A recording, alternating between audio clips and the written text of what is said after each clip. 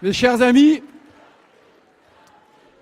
mes chers Canois, mes chers Azuréens, voilà comme si depuis 3 mois, il n'y avait plus de chômage en France, comme si le commerce extérieur était devenu excédentaire, comme s'il n'y avait plus de policiers qui se font agresser, comme s'il n'y avait plus de menaces terroristes.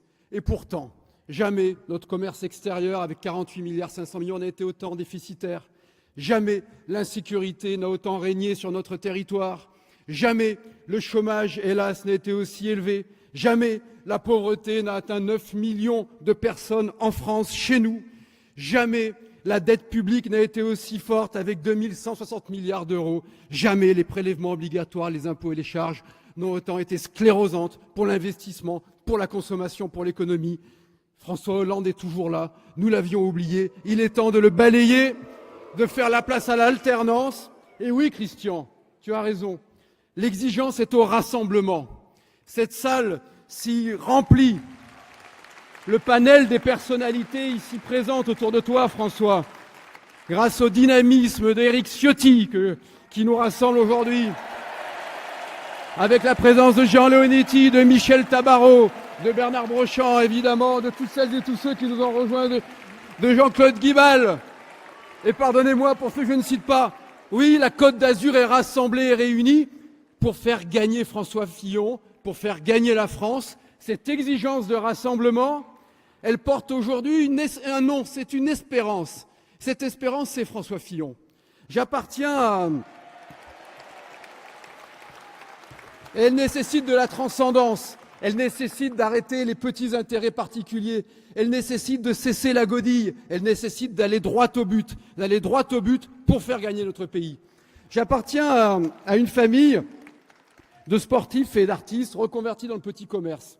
Ce que l'on qualifie parfois de classe moyenne, alors selon les circonstances du commercial, moins ou moins.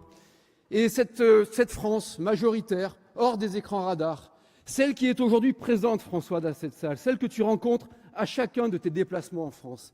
Et cette France hors des écrans radars, elle veut enfin voir le pays redressé. Oui, cette espérance, elle est avec François Fillon, parce que nous croyons à la liberté pour ceux qui créent, pour les chefs d'entreprise, pour les artistes, pour les fonctionnaires audacieux, pour les salariés imaginatifs, pour ceux qui ont envie de travailler. Oui, jamais la liberté n'a autant irrigué un projet que celui de François Fillon aujourd'hui. Et puis, parce que certains voudraient nous faire croire qu'une élection serait une sorte de jeu concours, où il faudrait liker le plus sympathique. Alors moi, je trouve que c'est François le plus sympathique, mais j'espère que vous en serez convaincus aussi. Mais ce n'est pas le bon critère. Ou alors où il faudrait reconnaître les talents oratoires d'un acteur de théâtre qui essaie de remettre au goût du jour le communisme le plus archaïque et le plus destructeur.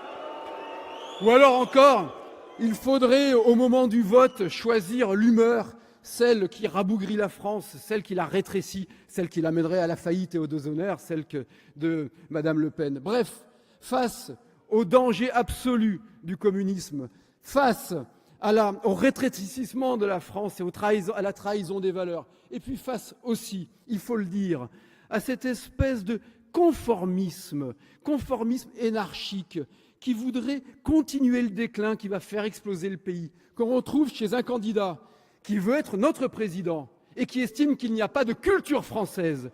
La France, dans l'universalité, repose sur sa culture, la culture qui est le patrimoine de chacun, que l'on soit riche ou que l'on soit pauvre, que l'on soit français depuis plusieurs générations, ou que l'on soit, chère Marine, cher Christian, comme Romain Gary, à peine arrivé en France. Et comme Romain Gary le disait, je n'ai pas en moi une goutte de sang français, mais c'est la France qui coule dans mes veines. Oui, nous croyons à la culture française. Oui, nous aimons la France. Oui, mes chers amis, nous sommes lucides sur notre histoire, sur ses parts d'ombre et sur ses parts de lumière, mais non, notre volonté de séduire à tout crin ne nous ferait pas dire en Algérie que la France, par la colonisation, a commis un crime contre l'humanité.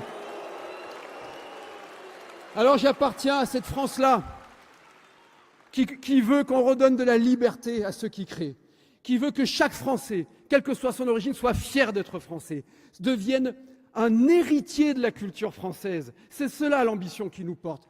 Oui, nous appartenons à une France qui veut que l'école soit rétablie dans ses fondamentaux, que l'on sache parler, écrire le français, respecter notre langue. Une France fière d'elle-même, une France ouverte sur le monde. Alors, voter, ce n'est pas liker, ce n'est pas exprimer une humeur, ce n'est pas le faire par conformisme. Voter, c'est choisir. Choisir, c'est comparer. Et plus je compare, plus je regarde, plus je suis convaincu que, de façon absolument rationnelle, notre pays est à la croisée des chemins.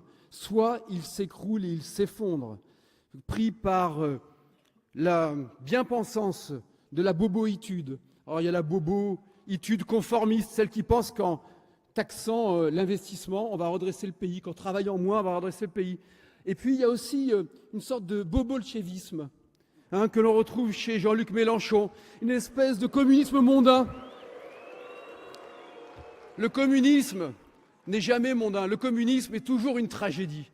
Et puis, il y a François Fillon, qui nous promet enfin de réorganiser le service public, de moderniser le service public pour que les fonctionnaires soient fiers de servir un service public dont la vocation n'est pas d'accumuler les déficits et de les faire reposer sur les générations suivantes, mais dont la vocation est de bien servir le public en étant modernisé, en étant numérisé, en étant, bref, régénéré par une reprise en main de l'État selon les principes de neutralité et d'universalité qui le caractérisent. Alors, mes chers amis, parce que nous ne croyons ni à la facilité du révolutionnarisme, et puis parce que nous ne croyons pas non plus au confort du conformisme, eh bien nous faisons le choix du redressement national, nous faisons le choix de redonner de la liberté à ceux qui osent, qui innovent et qui créent, nous faisons le choix de François Fillon.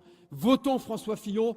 Dans moins de 3 semaines, il y aura un président de la République. Ce n'est pas un point d'arrivée, c'est un point de départ. Avec François Fillon, ce point de départ doit être une espérance. Cette espérance, c'est le redressement de la France. Merci.